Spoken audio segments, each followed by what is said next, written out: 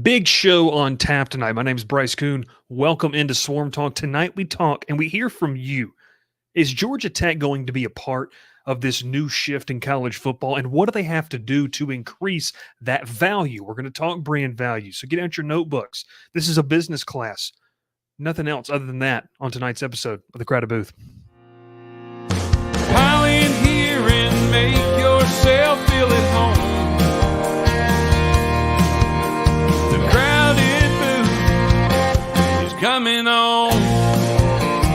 The Crowded Booth with Bryce Koon.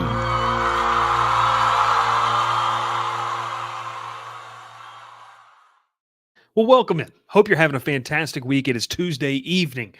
Almost said February there, Ralph. March 5th, 2024. We're inching closer and closer to spring football, and it brings us to a massive topic. If you're watching live on YouTube, make sure to smash that subscribe button. Make sure to like the video and comment down below. Get in the live chat. And yes, we are going to be opening up the phone lines for you later on in the show, as I'm going to give my spiel, and then we're going to go straight into your thoughts. You're going to pitch to me why you think Georgia Tech should be a part of this new shift in college football, where we could go to Super 2 conferences, mega conferences. We could have a split off. What value does Georgia Tech bring in? We'll have some good debate. We'll have some conversation. It should be a lot of fun. Let's start off with my thoughts. It's my show. I go first. Is that how it goes, Ralph? When we talk about what value is in college football, there are, and I've already seen these different schools of thought. There are a lot of different mindsets on what brings value to a program, or what to a conference, to media, to ESPN, to Fox, to CBS, to NBC, all these things. What brings the value? The biggest thing Georgia Tech has to do is we hit on our one and only topic of the evening. Brand value, brand recognition has to increase. That includes the money that you can offer. That includes having a successful on-the-field product and having a marketable product as well. Now here's a couple things that go into this. When I say marketable product, I am not referring to how good of an institution you are, how, high level your schooling might be, how high, the salaries that you might be putting out, the 40-year decision. Should those things be valued? Yes. But ladies and gentlemen, we live in a world where a lot of the shoulds are coulds, and they're not woulds. This is a situation where you have a program and multiple programs with high esteem in the academic recognition and the academic, rigor, and the academic climate of our space that we sit in college football right now. You can't hang your hat on that and say, there's our brand value. Because at the end of the day, it is about on the field. It's about the product. And even for some programs, it's just about what sells. There are brands that aren't really amongst the tops in college football, and my phone's just going berserk right now. Amongst the tops in college football that aren't making the necessary, we could say, needs that are on the field. They are not exceeding the expectations. They are not living up to what it is. But man, that brand value is very, very high, and the ACC is a great place to look at it. It's why that in these conversations and these talks, the brand value of a Miami, everything aside of what happened last year, and look, it's in good fun, it's jokes, it's all those different things. The brand value of Miami holds more weight than Georgia Tech. The brand value of North Carolina holds more than Georgia Tech. It's the marketability of the program. And so, yes, on-the-field success is going to matter, but for some programs, you can do it despite elite on-the-field success. Those are your North Carolinas and Miamis. Like, Ralph, correct me if I'm wrong, and people can correct me if I'm wrong. We're in the chat here tonight. No matter what these teams are doing, and if you don't believe it, look at what the so-called experts, the prognosticators, every single year in this sport, they hype up, well, here's what they can do. Man, if they just get the right guy in at that program, they're going to they're going to the moon. That conversation's been had about Miami for many years. That's brand value. It speaks to what we're talking about in college football. North Carolina has been listed as a dark horse playoff contender for the past 3 or 4 years. They have had a NFL-level quarterback under center for the last 3 to 4 years. Have they have, you could argue, been one of the more overrated programs in the country the past 3 or 4 years. But as we sit here on March the 5th, 2024, that hype machine is going to crank back up. It's going to start back up again. And we're going to have the same conversations because of brand recognition and brand value. You know, we've talked about this, and I encourage you, if you haven't already, you might just be a Georgia Tech fan. Tune in on Monday nights when we talk about this. We had a great conversation last night, had a great conversation last week in this. Media companies are trying to sell inventory. They want the flash. They want the pizzazz. They want the marquee matchups. Viewing college football through the lens of, that's my favorite team, I'm going to watch them no matter what, that's a good old boy mentality. And that's fine. That's okay. But the problem here with this is it does not matter unless you take steps to increase your brand value. So what does that even look like for a Georgia Tech? These good time feelings of history, tradition, academics, that's great. It doesn't matter. And you can argue me till you're blue in the face, and I hope that we have some good conversation on this tonight. Those things matter to a certain section of people. The people making decisions in college football right now have shown you they don't value that. They don't value tradition. They've completely blown up conferences and made it to where they can have the best playing the best in terms of brand value and the best inventory each and every single week. And then on the flip side of things here, they don't really care about the academics because guys can transfer anytime they want. Now, I'm not getting into a debate about whether transfers should be allowed or not, but the precedent has already been set here. They don't value the things that people would argue bring Tech value: academics and tradition and history. They've already broken those two things. So that argument for me is mute. Not me arguing against it. It's what they've showed you. It's what the power brokers in this sport have shown you. And Georgia Tech's far from the only program in this boat. But this is where they sit here on March the 5th. And it's why I said going into last season, every single season, the pressure is on. The pressure is on J-Pat. The pressure is on Brent Key. The pressure is on Dr. Cabrera. Because if you don't keep up with the Joneses, you're going to get left behind. If you don't win, if you don't recruit at an elite level, if you don't develop legitimate talent to the NFL, and we're not talking about fringe 6th, 7th round guys, making the NFL is hard. I'm not here saying that I could do it. What I am saying, though, is you're talking about legitimate NFL talent.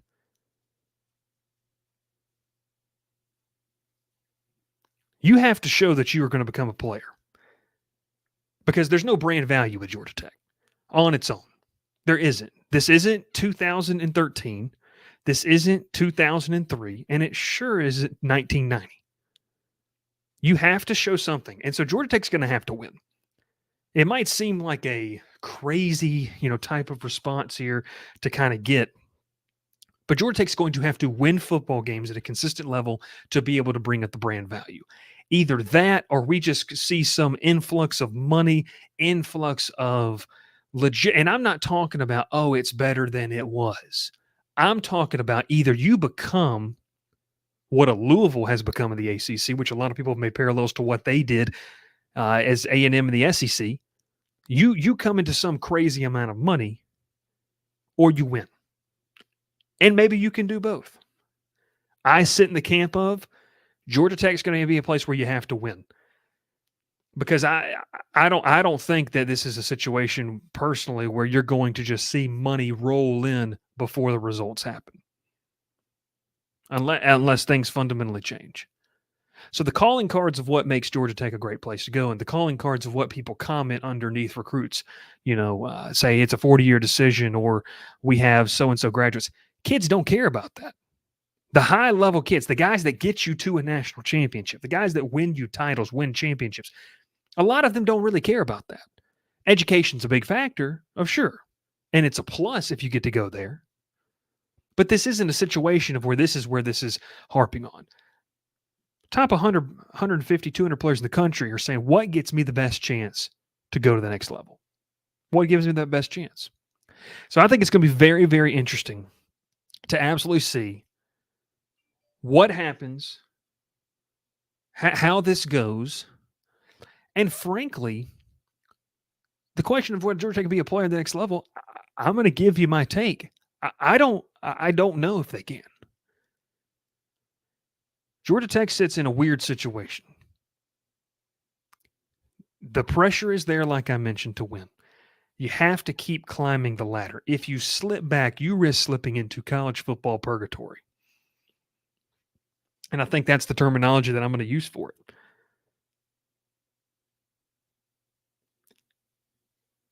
A lot of things have to change. A lot of things have to start to take shape in this program that have never taken shape in this program. I tweeted this out. Let's see if we can find the tweet here, Ralph. I tweeted out after J-Bat was hired. Oh, man, this one was well received. You ready for this, Ralph? I tweeted out back on October 14th, 2022. The hiring of J-Bat from Alabama would give Georgia Tech a legitimacy I don't think they've ever had. It shows a seriousness from President Angel Cabrera and others to bring Georgia Tech into a new age of college football. Now, as tradition has it, a lot of people decided to take up their pitchforks and take up arms and get really offended by the fact that they felt that I just absolutely dismantled their program and the program they love. There has never been a more important time in college football, ladies and gentlemen. There has never been, inside the scope of what we are seeing now in our sport, there have been changes, yes. We've never seen anything like this. Georgia Tech has to have a legitimacy. J-Bat was a step in the right direction.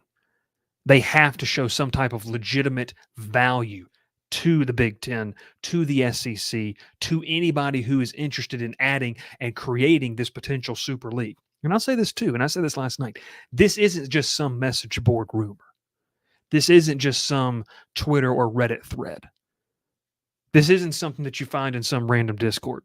Join ours down below. What this is some power brokers legitimately talking about how they can get deeper pockets, how they can fill those pockets. So for a program that sits smack dab in the middle, what are you going to do to take advantage of this? What are you going to do to put your best foot forward against 40 to 50 other programs and say, hey, we stand out? I'm not talking about necessarily winning an ACC title. I'm not going to talk about specific benchmarks that you have to hit.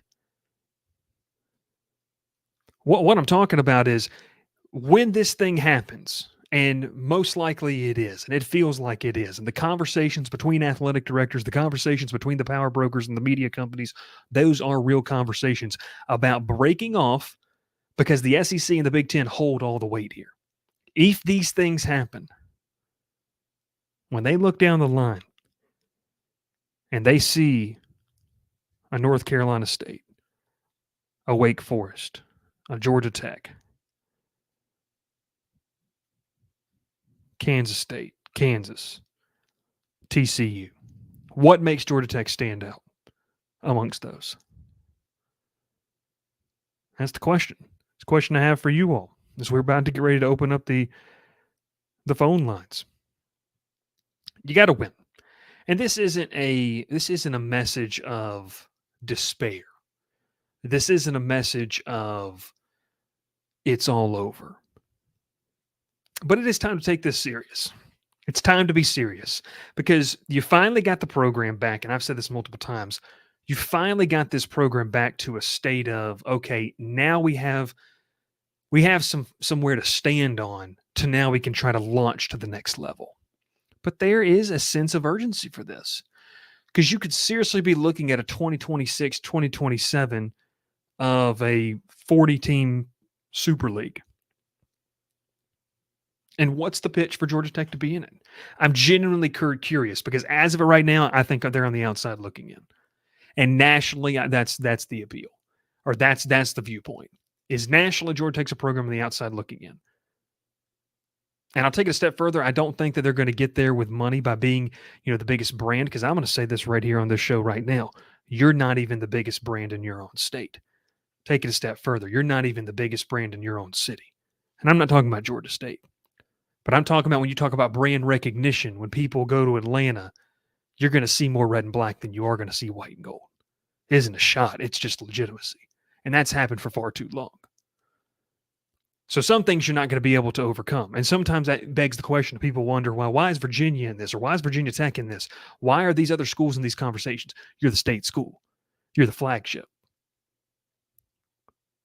And I say it again, the academics and the history and tradition are only going to take you so far. It's what have you done for me lately? Or do you offer some type of value in media that we can take advantage of?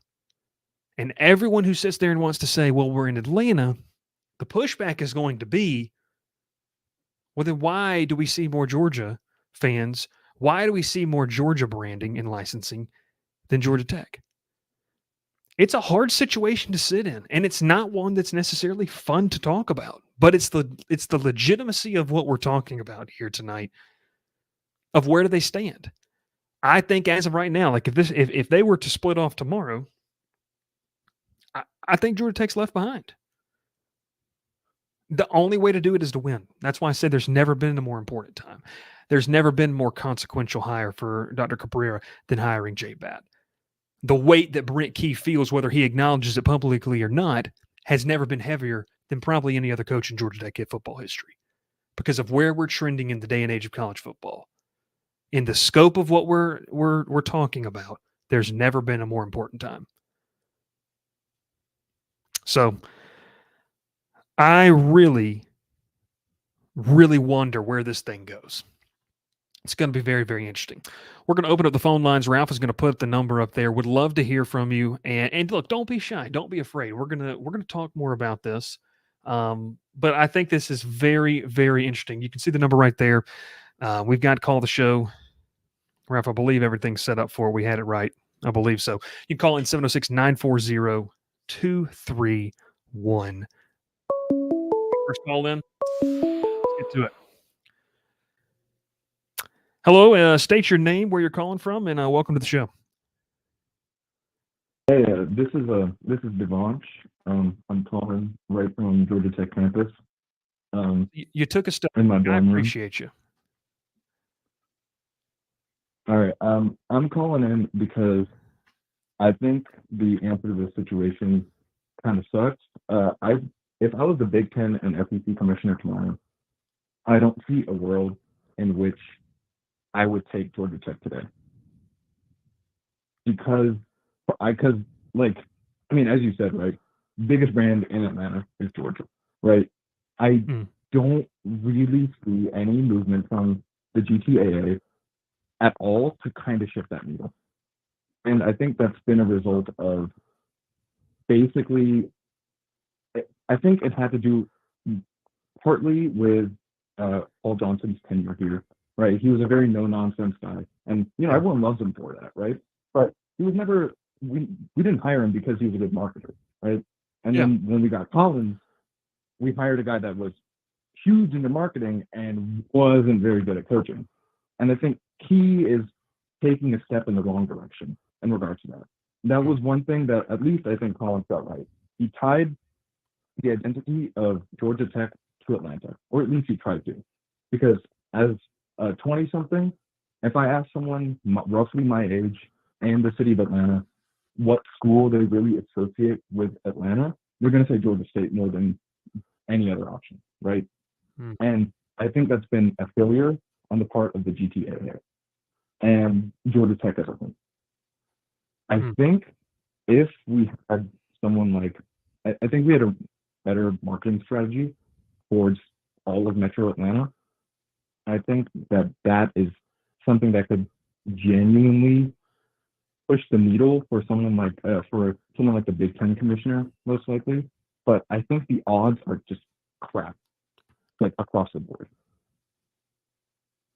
No, it's a really good point. And I don't want to take up. I want you to be able to talk as much as you can. So I'll have my thoughts on what you said. But I like how you address this, because a lot of times the messaging of what we say, it comes off as a dagger to the fan base. And while I do think that there is a devoted fan base for Georgia Tech, although it's smaller than others, I do agree with you in the sense of this is an athletic administration kind of the deal. I agree with you, and I like that you said it and not me, so people can hear someone else say it, because that's been one of my, I'll say, qualms here, of just kind of how they've dealt with things. And look, you said something, and it hasn't been popular when I said it. Jeff Collins had all the right ideas. And this is not, we're not going to sit here and talk about, Jeff Collins or whatever, but what he wanted to do, the plan was never wrong. It was the execution.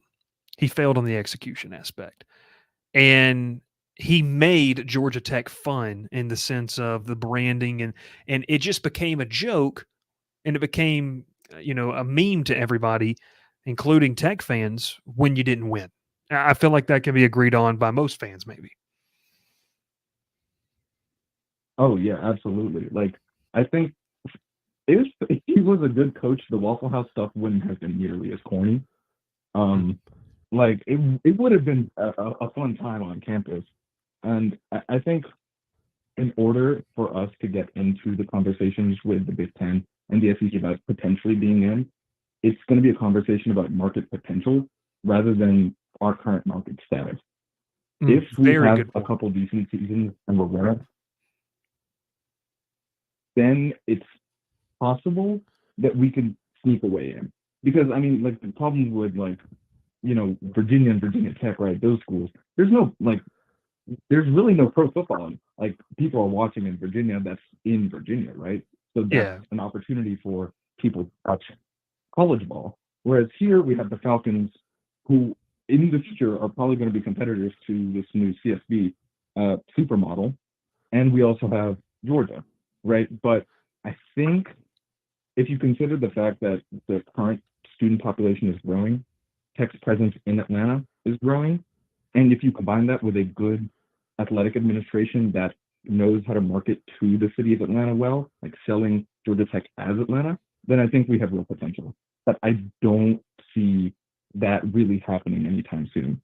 And I'm concerned that might leave us out of the conversation in next term of realignment.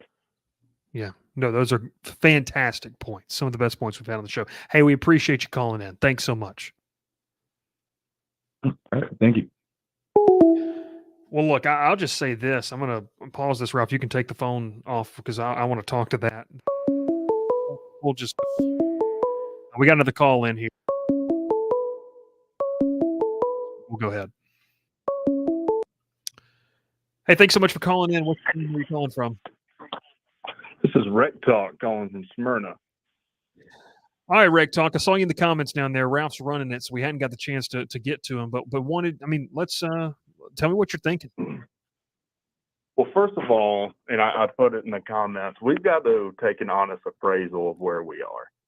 We got to call it how we see it. And the fact is, I'll say it like Junior Soprano in the show Sopranos says. Some people are so far behind in the race, they think they're winning. And I think that applies to a lot of Tech fans. You can stand on this academic pride and tradition of yesteryear, and you're going to get relegated. So those people can stay in 1950, but I'm moving forward to 2024 in the new world of college football.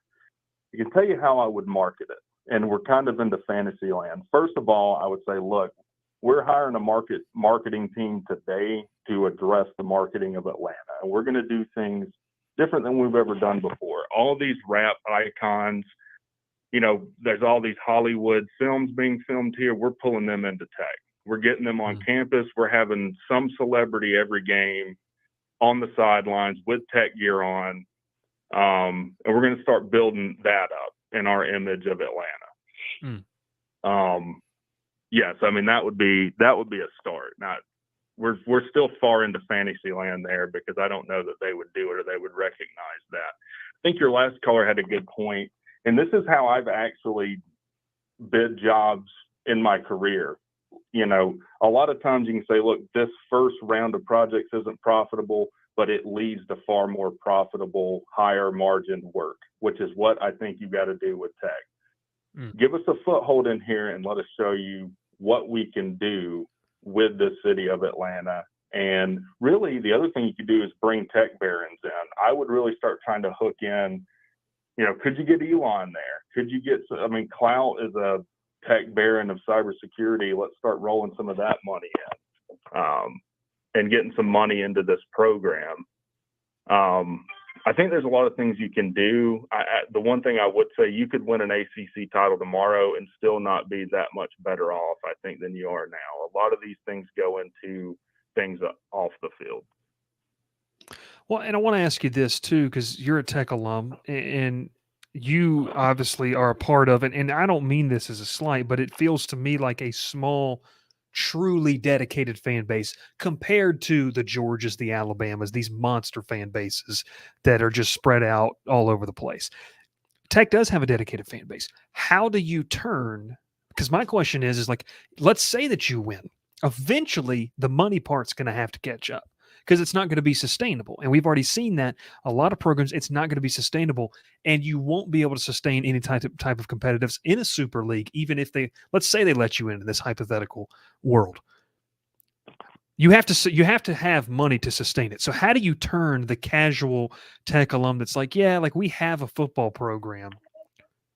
How do you turn that? Like what is the pitch to that person specifically? It's like, hey, you need to buy into this. I just don't feel like there's a genuine interest from a large portion of the donor base, just in my opinion. And I might be wrong in that.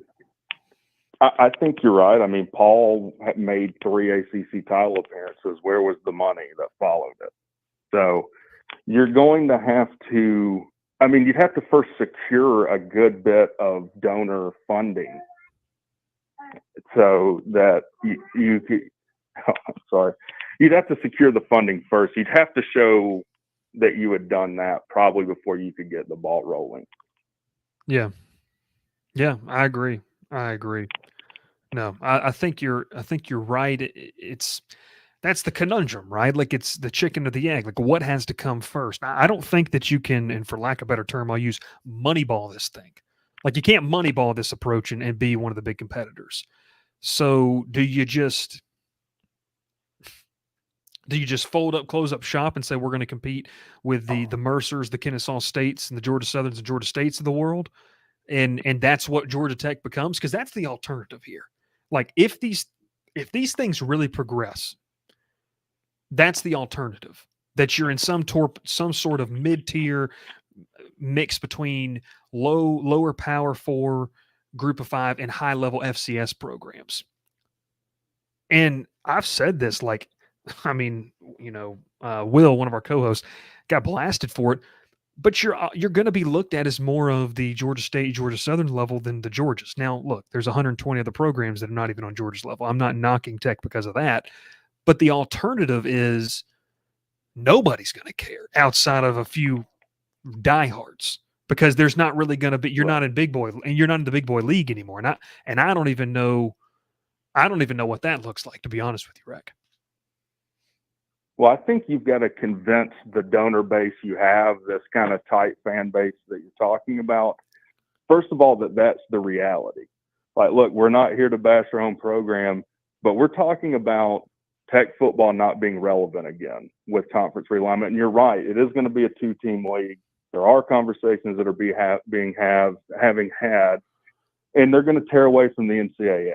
And what you're doing right now, yesterday and the day before, is going to decide whether you even get the chance to talk about the great old days of yesteryear in a way anyone would listen. Now, I don't know how you convince them. Others, I don't know, but it's got to be done. The good news is I think Jay Batt's the guy that if anyone could do it, that Tech can get, he's it. Yeah. Even with pushing administration and not 180 degrees, but maybe 35 degrees off of where they are. Yeah. No, I agree with you there. I mean, look, I that's why I said it when he was hired back in 2022 in the fall. I said he's the guy. Like his track record, his resume. I don't really know if Tech was going to get anybody better that would have actually taken the job if we're talking realistically. And what they needed at the time is what he provided on his resume. So I think it's really, really, for me, it's imperative, man.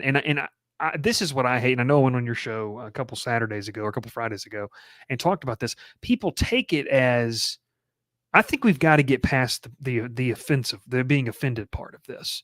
Like you just mentioned, the people, the power brokers. Because look, we both know some of the big power brokers in the tech donor industry.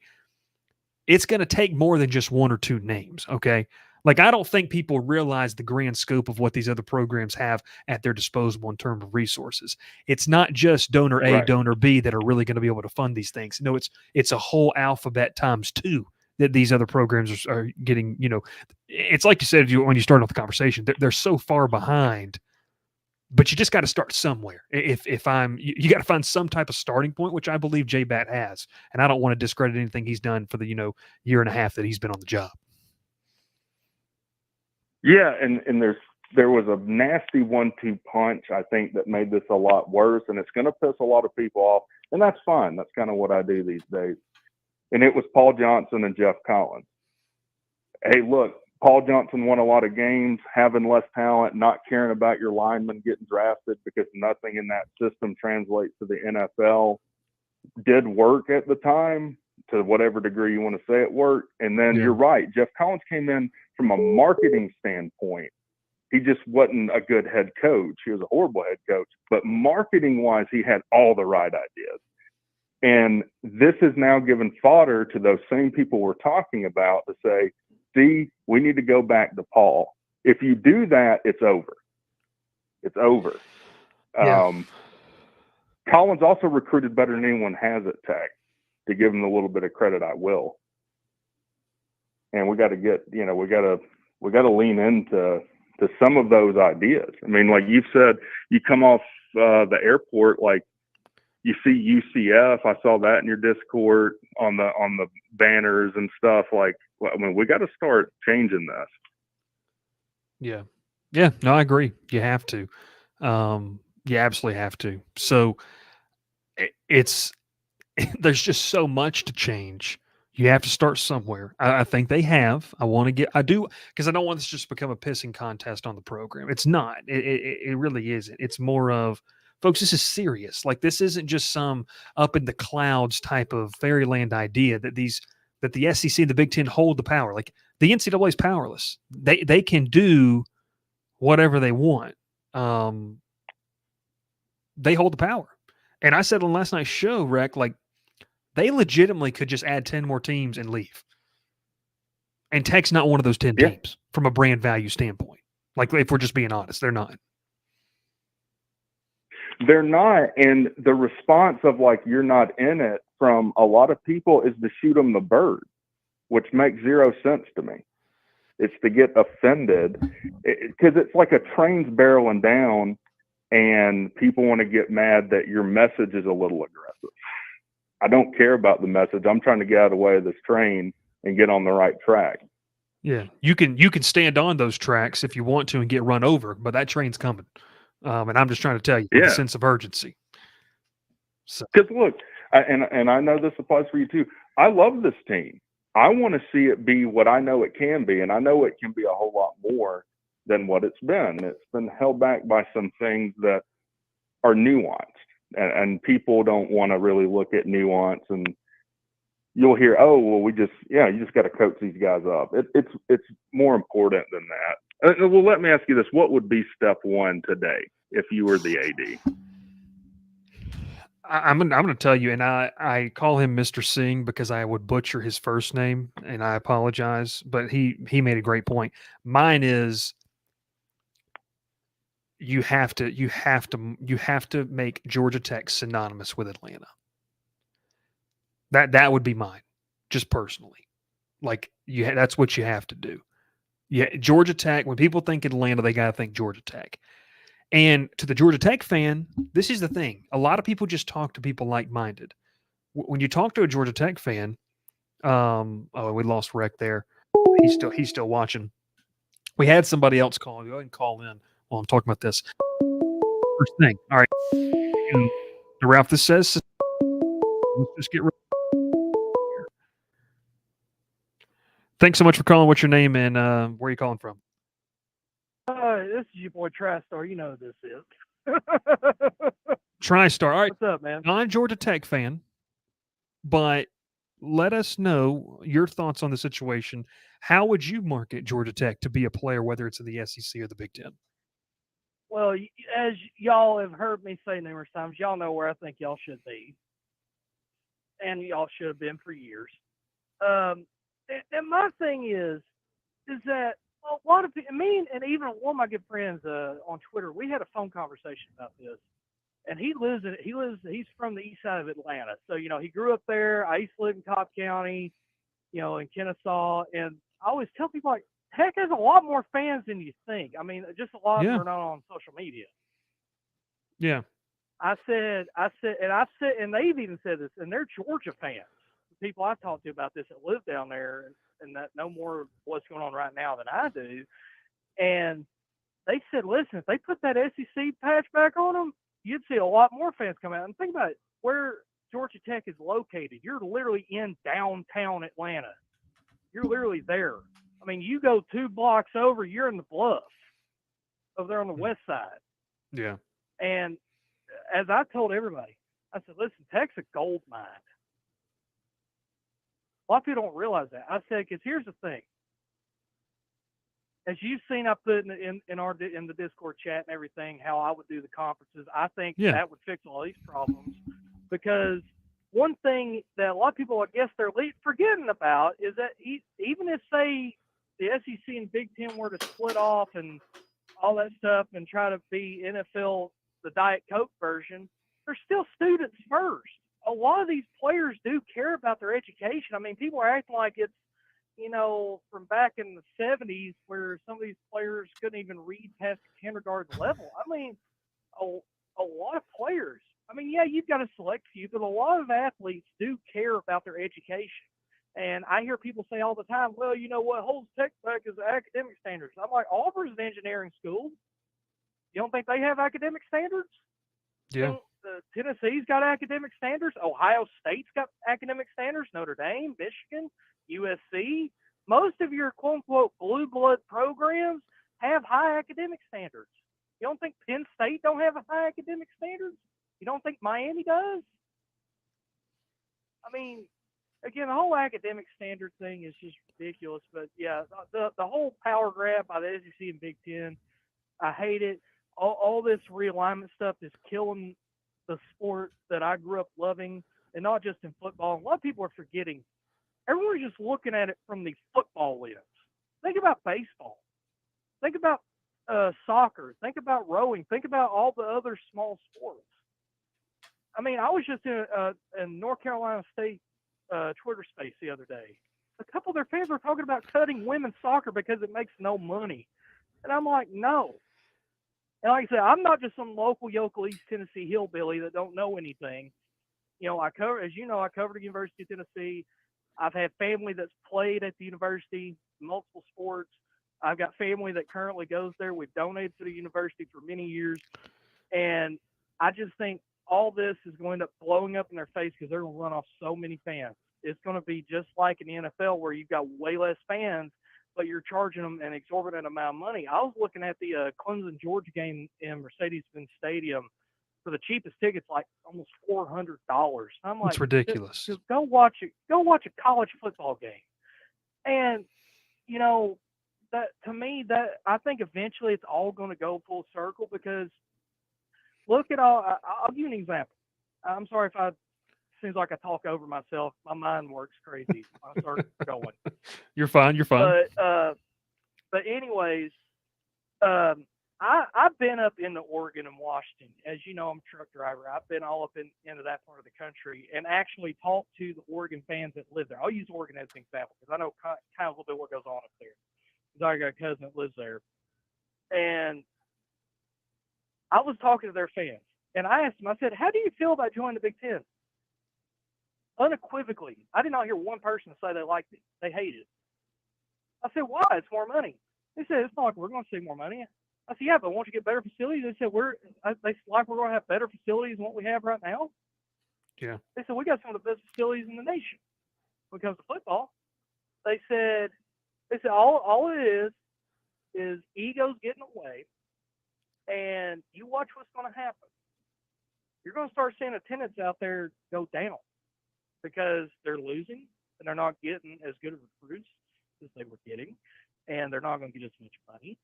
And eventually it's all going to blow up in their face. And I'll use Oklahoma, Texas coming into the SEC. What's one thing Texas is known for besides football? Baseball. I mean, they got a good baseball team. I don't know. They have a giant ego. Oh yes, outside of the sports field. Yes. Yes, they have a giant ego, and they're coming into the Southeastern Conference where they're not the big dog. They're not the big brand. You've got Tennessee, you got Georgia, you got Alabama, you got LSU, and in basketball, you got Tennessee and Kentucky and Auburn. You know, you're having to compete with a bunch of other big brands, and I think a lot of these places, like another place I'm in a lot is Nebraska, and I think they're going to have buyer's remorse. You know, they're seeing where all this money and all that stuff. But me and Rec Talk actually had that discussion with a guy by the name of Slim Shady Canes, and eventually that money's going to go away. It's not going to keep going up like it is. It's not sustainable. No, it's not. And not only that, you're going to run off all your fans because at the end of the day, what do the fans care about? They care about their team and winning. Rivalries, tradition. The rivalry I love to use for this example, the backyard brawl, Pitt, West Virginia. Yeah, if you live in Dallas, Texas, you probably don't care about that game. But you go up to that part of the country where Pitt and West Virginia are, where their fans are, they absolutely care about that game. They're only 75 miles apart from each other. They played up to a million times. I mean, that rivalry is so heated that when Pitt went to Morgantown this past season, they had to take security because that's how hostile the fans are. And again, they want that rivalry back. I mean, same thing with Texas A&M. I mean, you could say probably Tennessee, Alabama. I would really say Auburn, Alabama, because Alabama views Auburn like their little brother. But I mean, that's Oklahoma State. Yeah, Bedlam.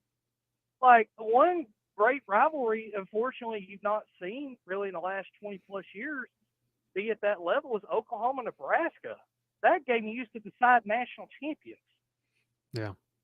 But who went and played in the Orange Bowl for decades. And when I go up to Nebraska and I go into Kansas, I go into Missouri, or Oklahoma, when I go to these places and talk to the fans that live there, they all say the same thing. We had a good thing going until Texas screwed it up. I said, well, what do you guys want? They said, we want the old Big 8 back. Southwest Conference. Give us that back. Yeah, the Southwest Conference. Bring that back. I mean, I hear Maryland fans all the time talking about on Twitter how they wish they could go back to the ACC. Yeah. Because we got another caller in that's the two more than our whole. But we appreciate it. We appreciate it. Absolutely, man. Thank you. No problem. And that person just hung up. So call back whenever you get the chance. No, but like he brings up some great points, and someone said TriStar needs his own show in the crowded booth. Look, TriStar's he's a good fan, and he's called multiple times. And we've had a good time talking to it. So, all right, that person who called, by the way, feel free to call back in, but I'm going to have some thoughts real quick on this. No, look, so I mean, the last three callers, it's a great representation of, you have two Tech fans, a current Tech student, a Tech alum, and then a fan that is just, a fan of college football, I guess. We got people wanting to go in there and say he needs his own segment. But look, I think with this personally, TriStar brings up great points, but this is the problem, folks. It's a fan's perspective, and I'm not going. Bryce Koon here in the Crowded Booth, am not trying to diminish a fan's perspective and a fan's wants and what a fan feels like the sport needs, because the fans are what make this sport. The traditions are what make this sport. The history, the pageantry. I mean, that word is synonymous with college football. The Ramblin' Wreck lead the team out of the tunnel. The pageantry of this sport. It's what makes it special, and it's what people fell in love with, and it's what makes a fan a fan. When you're a young kid, regardless of who you're a fan of, when you get to go tailgate or you get to go to a game and you get to throw on that jersey, maybe you had a relationship with your dad, maybe your grandfather, or, if you're a female and you're a fan, maybe your mom went to school there. Maybe there's some type of connection, whether or not you graduated from there or not, that makes you feel like you're a part of something bigger than yourself. The NFL, people don't feel like that, especially down south. In select few cities, they still feel like that. And it's cool. And like Ralph's in the background, and I've told him, and I've talked to a lot of people about this, like I think it would be fun to go to a Green Bay Packers game and experience that as a fan of a Green Bay Packers. Go to Pittsburgh Steelers, go to Chicago, go to these places, Kansas City, where they are diehard fans.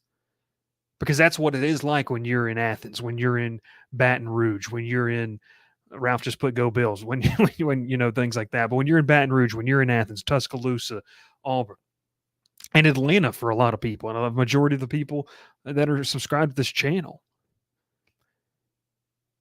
It's what makes it special. And so everything we're talking about is, but the problem is, folks, they haven't been listening to us for years. Years. And that's the issue. And so, like Rec Talk said, people get offended by this. Folks, we're trying to just sound the alarm. And Georgia Tech's up against a wall here with what they have, going. And you could say they could need some drastic improvements as a program to be able to be relevant for an option. A lot of feedback on people, and go ahead and call if you want in. We'll take a couple more calls here before we round up the show. If you want. Jonesy, you said you were going to call, and you haven't called yet, and I don't know why you haven't. The number's right there. I don't care if you got a cold or not. You're allowed to call. But I just think that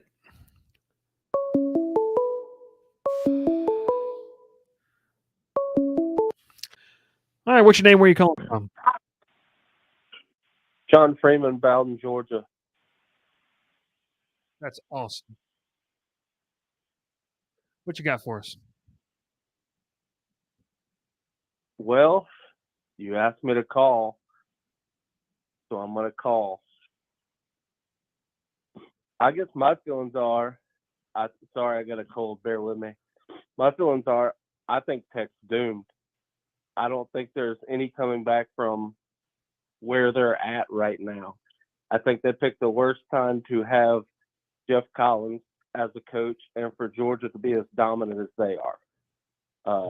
Georgia fans don't take us serious. We are on Twitter fighting with Georgia State fans, for God's sakes. It's pretty bad times at Tech, and it sucks because if you're not part of those, 40, 50 teams, you're not going to matter. It's going to be like the NFL and the XFL. Georgia Tech's going to be in the XFL, and nobody's going to give a shit, and they're going to go, nobody's going to give a crap, and they're going to go away. So, I don't think it's going to matter. Like you said, or like Rec Talk said, they could win an ACC championship this coming year, and I don't think it's going to matter. I don't think it'll save them. Now, Haynes King may save them. He is Tech's savior. But I don't know if they can come back from where they're at. What would be your pitch to the reluctant donors? Let me ask you that. What would be your pitch to them? To the people who have money but are just kind of whatever about the program? Well,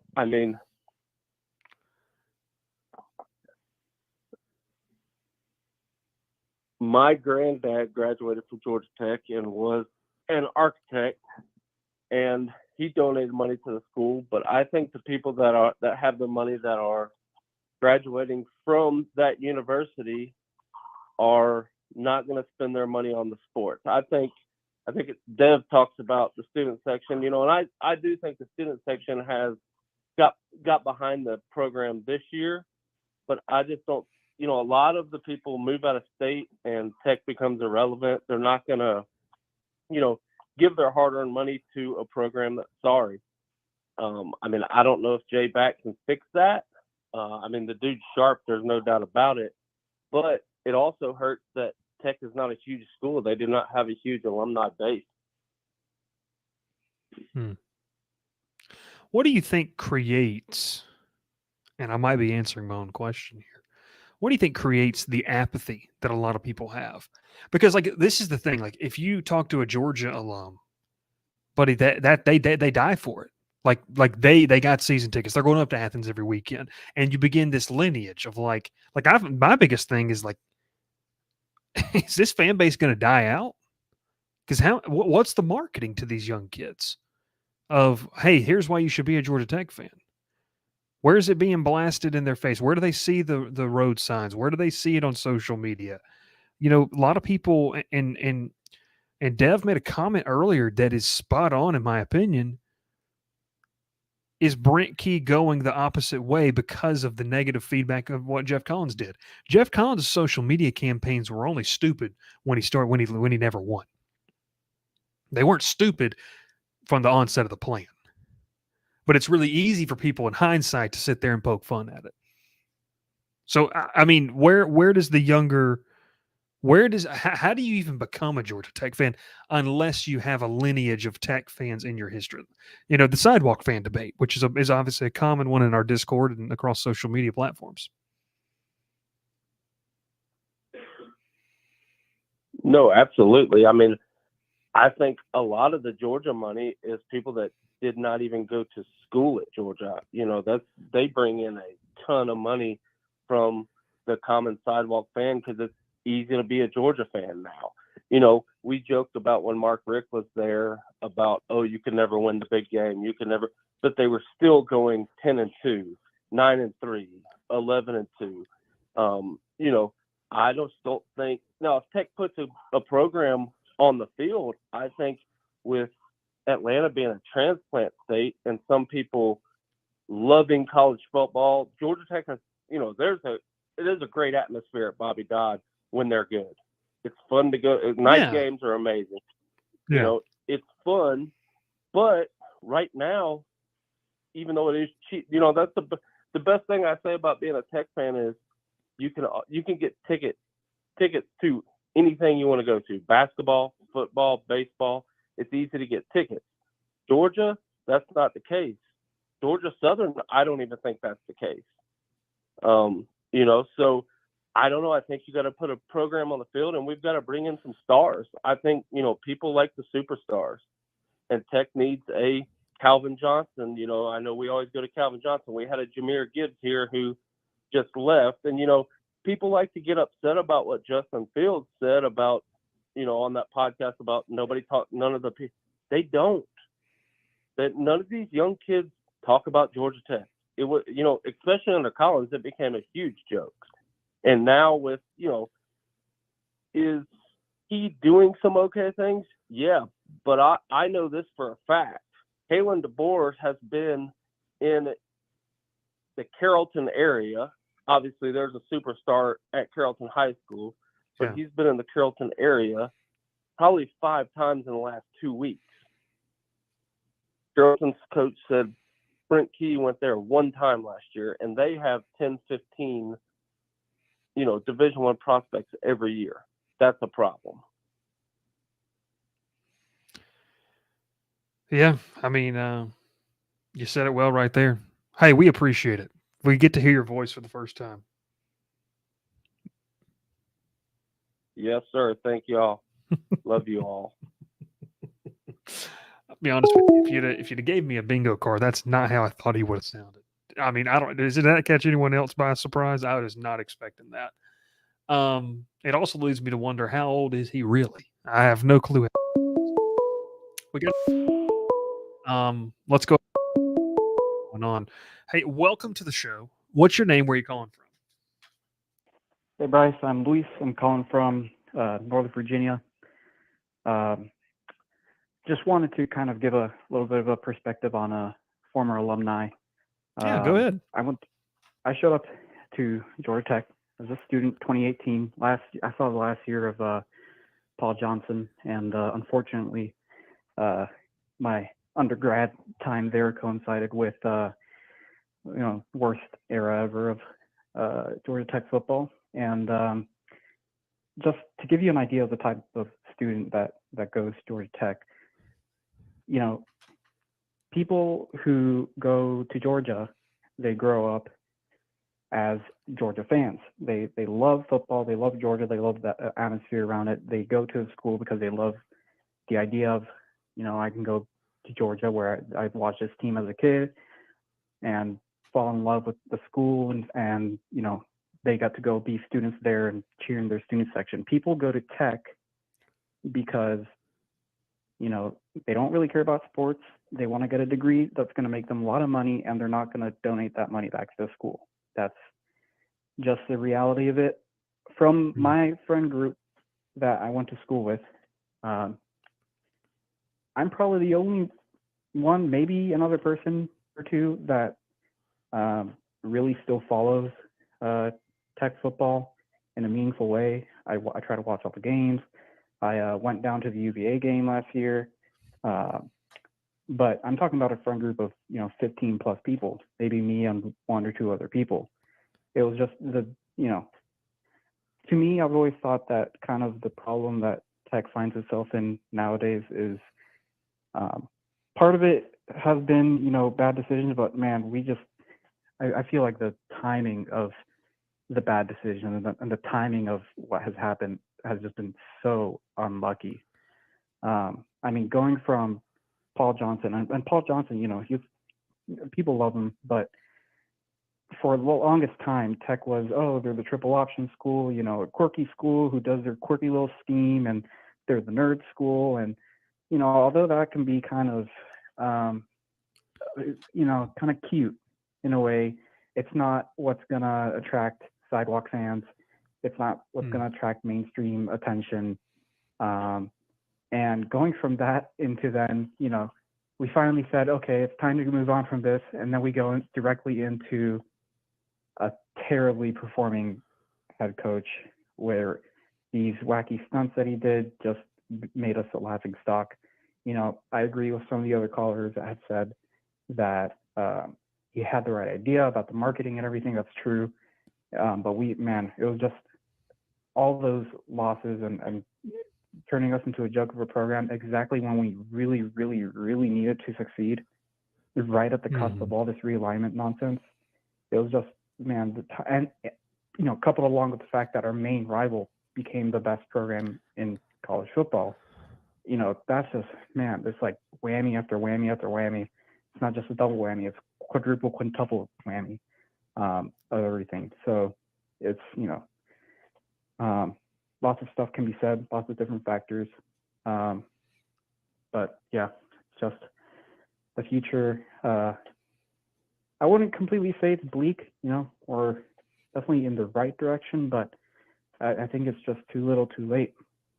No, hey, look, I first off appreciate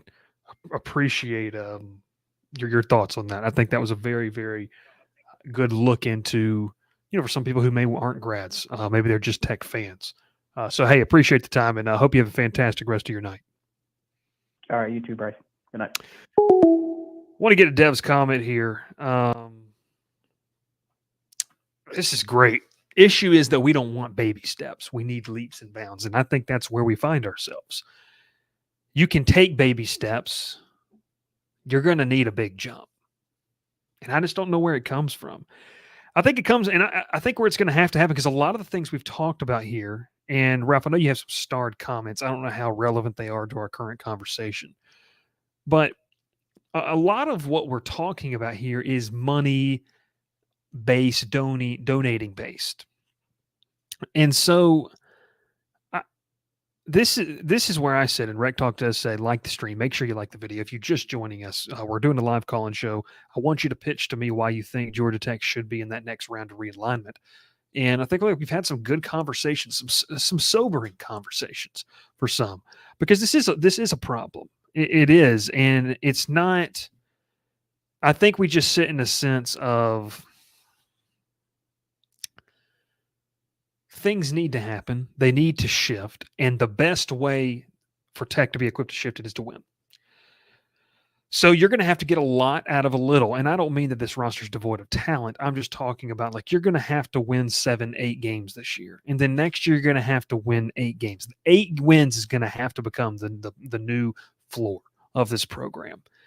Because look, if you can sit around 8 to 9 wins a season, now you start to look at these things where you start to become okay. They're consistent. They're on solid footing. And then you get to what Dev talked about, which is a fantastic point: the market potential, the potential of what you can be, because that's what everyone, when we talk about Georgia Tech, that's what everyone says. Like, oh, like isn't like I mean, I'll tell you this: I've had conversations with people over here in Louisiana about this.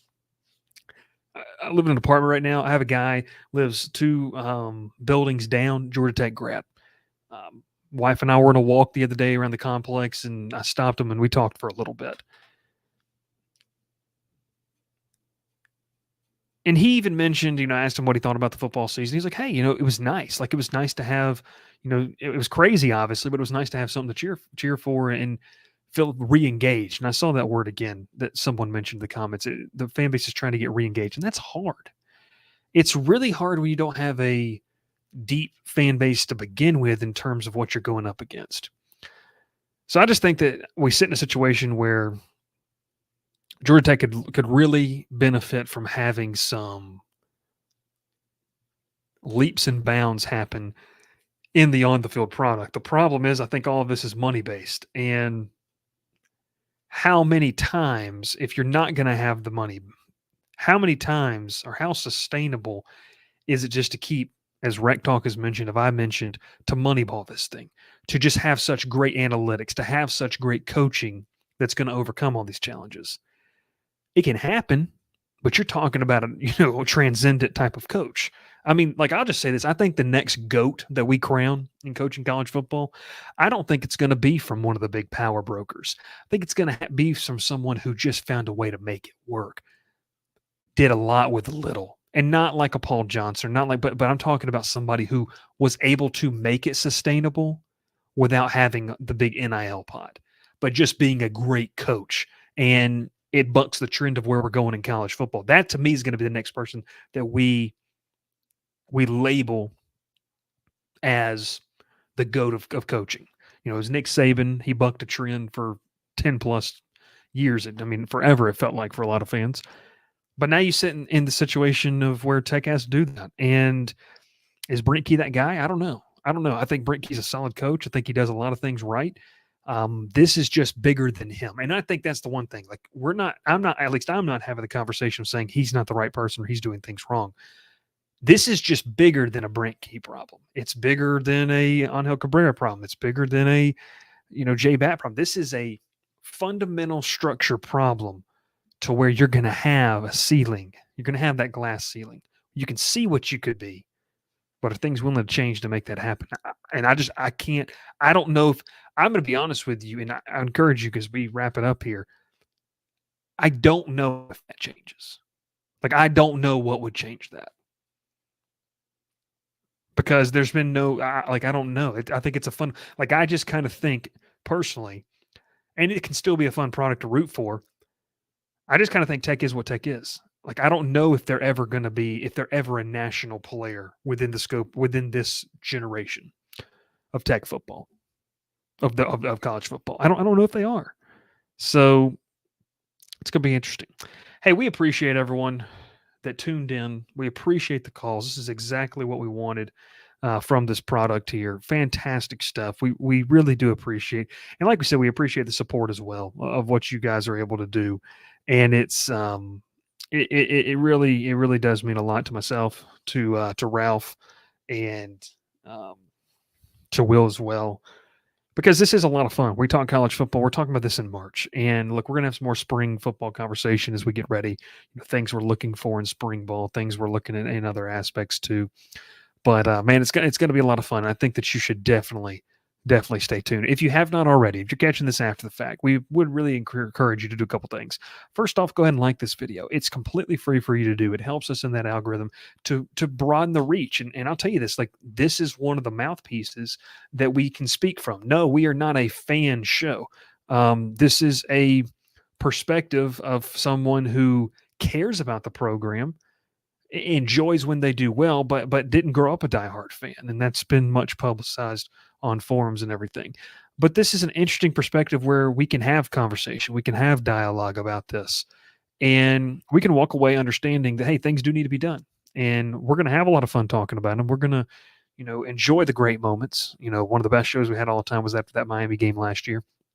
But we'd love for you to be a part of it, bottom line there. So make sure you like this video. It supports us and what we're doing.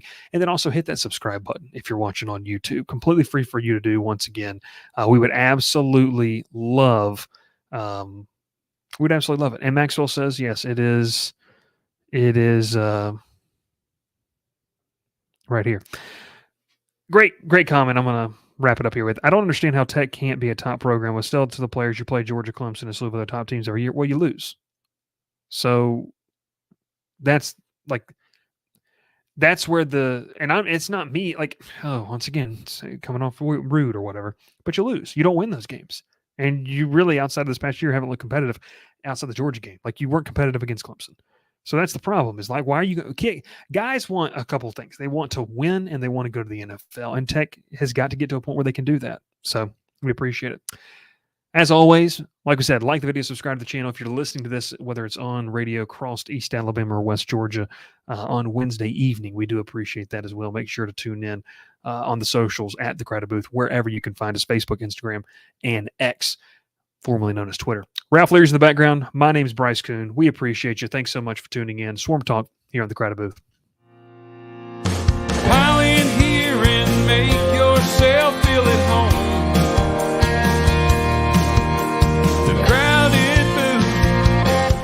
Coming on The Crowded Booth with Bryce Koon.